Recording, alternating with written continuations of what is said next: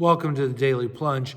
We're in Paul's second letter to the Corinthians, chapter 10, the whole chapter.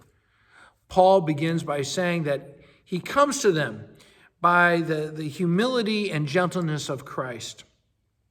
And he's appealing to them, and they're complaining about him. They're comparing him with other so-called Christian leaders and judging by appearances. And they say, when you come to us, you're timid, you're not a very good speaker, you're not very attractive to look at, or very, fine dressed.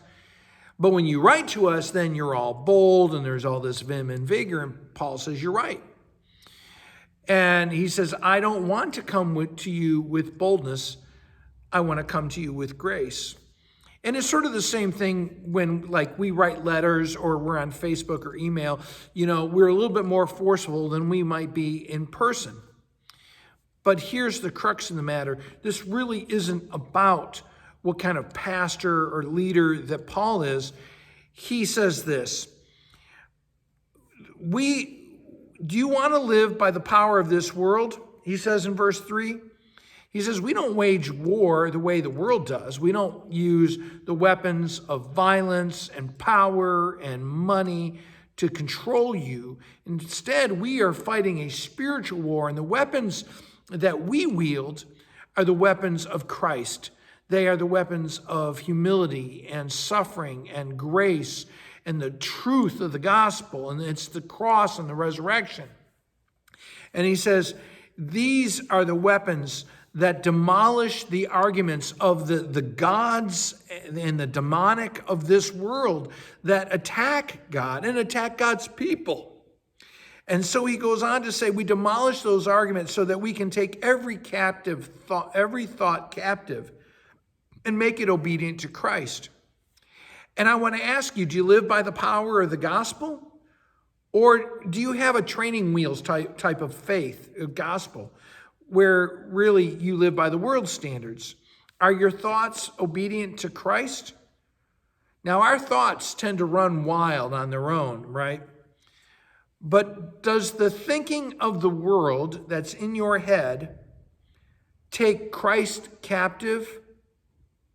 Or does Christ live in you and take this world captive?